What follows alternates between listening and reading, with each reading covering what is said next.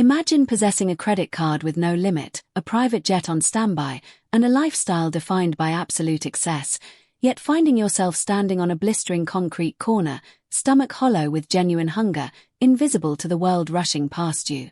This is not a scenario born of sudden financial ruin, but a deliberate, terrifying choice. It is an experiment designed to strip away the insulation of extreme wealth to answer a gnawing question that thrives in the spaces between gated communities and crowded slums. When you have absolutely nothing left to offer the world, will the world offer anything to you? We often assume that generosity scales with income, that those with the most to give are the most likely to open their hands. But today, on the chaotic, vibrant streets of the Philippines, that assumption is about to be shattered by an encounter so profoundly human it forces us to redefine what it truly means to be rich. The man undertaking this experiment, let's call him James, is a titan of American industry, a figure usually seen in bespoke suits commanding boardrooms. His daily coffee order costs more than what many families in this part of Manila live on for a week. Yet, a growing sense of detachment, a numbness born of having every whim instantly gratified, drove him to this radical undertaking. He wanted to know if the legendary hospitality of the Filipino people, a trait he'd only experienced from the vantage point of five-star hotels, held true in the grittiest alleyways where tourists rarely tread. He wasn't looking for a polished performance of kindness. He was searching for a raw, unprompted reflex of generosity from someone who had nothing to gain from helping him. The transformation was far more psychologically taxing than the physical change of clothes. Trading an Italian silk shirt for a stained, oversized t-shirt and scuffing expensive loafers to look like salvaged throwaways was the easy part. The difficult part was adopting the posture of defeat. James had to learn to shrink himself, to hunch his shoulders and lower his gaze, effectively erasing the confident stride of a billionaire. He had to learn the language of the street, which isn't spoken in words but in hesitant gestures and the hollow look of desperate need. He had to leave behind his wallet, his phone, and his identity, stepping out of an air-conditioned SUV and into the humid, overwhelming sensory barrage of a busy Filipino market district with absolutely nothing in his pockets but manufactured desperation. The environment he stepped into was a kinetic symphony of survival. The heat in Manila hits you like a physical blow, thick with the smell of diesel fumes, frying garlic, and thousands of bodies moving in close quarters. Jeepneys, those flamboyantly decorated icons of Filipino transport, roared past, packed tight with commuters. Sidewalks were non-existent, replaced by a flowing river of people navigating around vendors selling everything from pirated DVDs to fresh mangoes. For James, accustomed to sterilized environments and personal space, the sheer density was paralyzing. He felt intensely vulnerable, a small fish suddenly dropped into an incredibly complex ocean where everyone else knew the currents and he was just trying not to drown in the noise. His initial attempts at begging were a crushing lesson in humility. He quickly realized that in this environment, poverty is not a novelty, it is the baseline noise. People rushed past him, their eyes fixed on a middle distance, locked into their own daily struggles for survival. A few saw him, really saw him, and gave a slight shake of the head or a sympathetic grimace, but they kept walking. He was rejected by business people in rush, by students laughing with friends, and by tourists who clutched their bags tighter when he approached. Each non-interaction chipped away at the armor of his ego. He began to feel a creeping genuine anxiety. The hunger he was pretending to feel was starting to become real as the hours ticked by in the relentless heat. As the afternoon wore on and his energy flagged, James decided to change his strategy. Instead of approaching pedestrians who were in transit, he focused on those anchored to the street, the vendors. He observed them for a while, watching the endless hustle required to earn a few pesos. He saw the exhaustion etched into their faces, the way they counted small change with meticulous care. It felt almost predatory to ask them for help. How could he, a man with millions in the bank, ask a woman selling bananas for a free piece of fruit? The moral weight of his experiment began to press on him, making him question the ethics of deception in the face of genuine struggle. Then, through the haze of barbecue smoke, he saw him. There was a small, mobile food cart parked near a particularly chaotic intersection, selling simple rice meals and fried viands. The vendor was an older man, perhaps in his late 50s, with skin weathered like old leather and hands that moved with practiced, tireless rhythm. He wore a faded basketball jersey and had a towel draped over his shoulder to constantly wipe away sweat. His stall was modest, likely generating just enough profit to buy ingredients for the next day and feed his own family.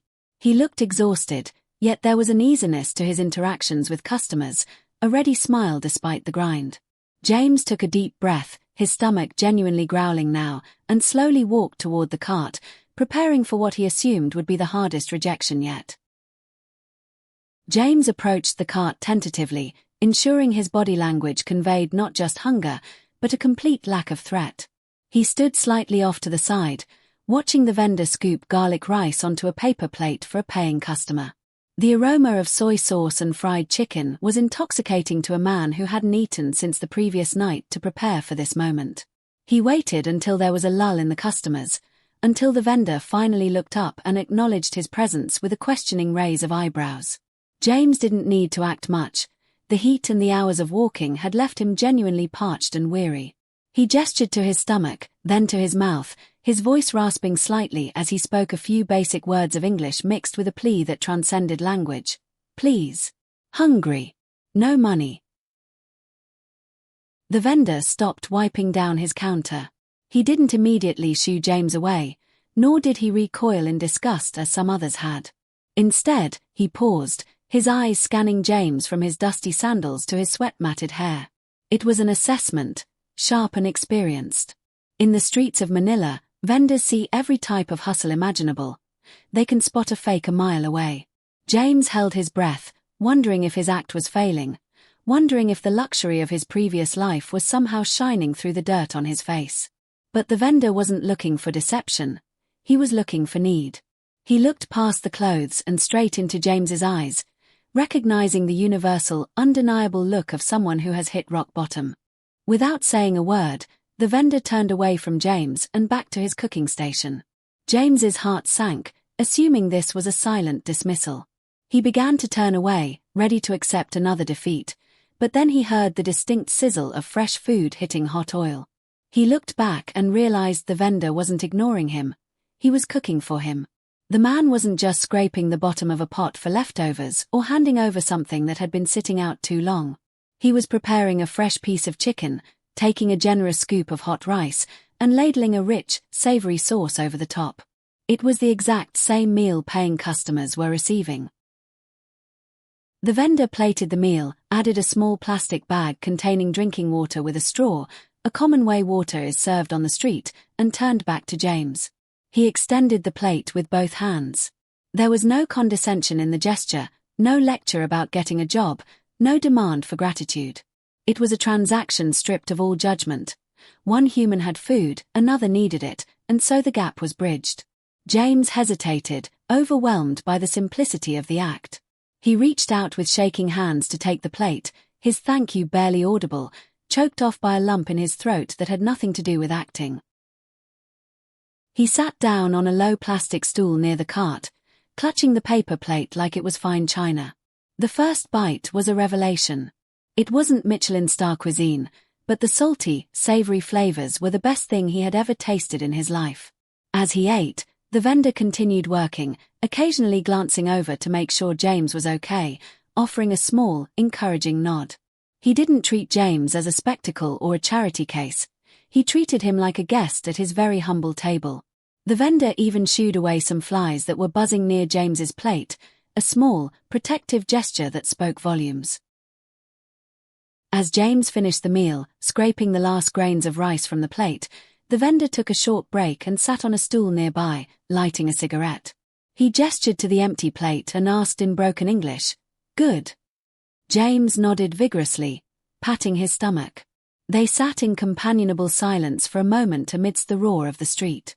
James realized that this man, who likely counted every single peso to ensure his business survived another day, had just given away a portion of his livelihood without a second thought.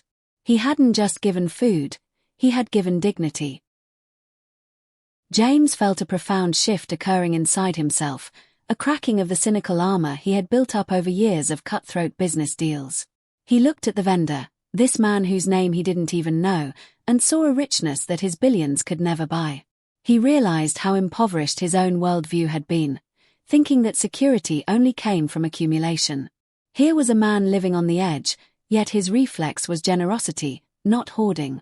The experiment was over. James knew he couldn't walk away and leave this lie between them.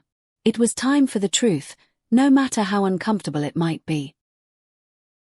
The transition from playing a role to revealing reality is a delicate and dangerous moment. James sat there, the empty plate a testament to the kindness he had received, and felt a profound sense of guilt for the deception. He needed to explain, to make this man understand that his generosity hadn't just fed a hungry belly, it had fed a starving soul. James straightened up, his posture shifting subtly from the defeated hunch of a beggar back to the confident carriage of a man in control, a change that immediately caught the vendor's eye. The vendor looked at him, confused by the sudden shift in energy, perhaps wondering if this stranger was about to cause trouble. "Sir," James began, his voice clear and strong now, dropping the raspy affectation he had used earlier. He switched to fluent English, speaking slowly and deliberately. "I have to confess something to you. I am not who you think I am." The vendor frowned, his cigarette pausing midway to his mouth, wary now. James continued, "I am not poor. I am not homeless. In fact, I have more money than I could ever spend in a lifetime. I came here today pretending to be starving because I wanted to see if anyone in this city would help someone who had absolutely nothing to offer in return." The silence that stretched between them was louder than the traffic honking around them. The vendor stared at James, trying to process the words. Disbelief washed over his face, followed by a flicker of hurt or perhaps humiliation at being tricked. James quickly held up his hands in a placating gesture. "Please, don't be angry. What you did today, it was the most beautiful thing I have ever seen. You didn't see a bum, you just saw a hungry person. You have less than almost anyone I know, and yet you gave more freely than anyone I know." Tears welled in James's eyes, genuine tears this time. He reached into the hidden pocket of his tattered shorts, a pocket he hadn't touched all day. He pulled out a thick roll of Philippine peso bills, an amount that represented months, perhaps a year, of earnings for this small food stall. He held it out to the vendor, his hands shaking slightly. "Please, I want you to have this. Not as payment for the food, but as a thank you for the lesson you taught me today. Please take it." The vendor looked at the money, then back at James's face, his expression a complex tapestry of shock, confusion, and pride. He slowly shook his head, taking a half step back. "No, sir," he said in halting English, his voice quiet but firm. "You are hungry. I give food. No money needed. It is okay."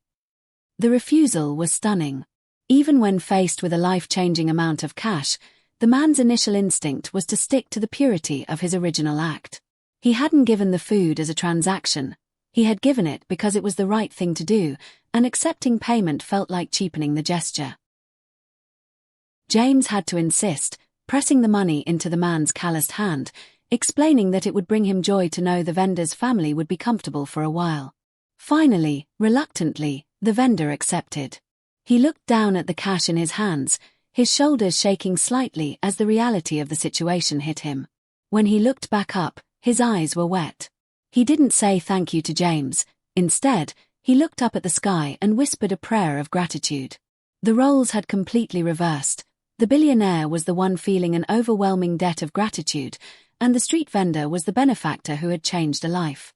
This encounter was a vivid illustration of a deep-seated Filipino cultural value known as bayanihan or kapwa, the profound recognition of a shared identity with others.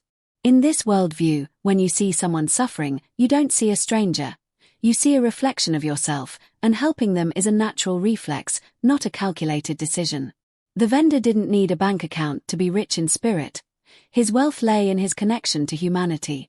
James walked away from that street corner leaving behind a stack of cash, but taking with him something far more valuable. A restored faith in the fundamental goodness of people, and the humbling realization that the brightest lights often shine in the places society so often overlooks.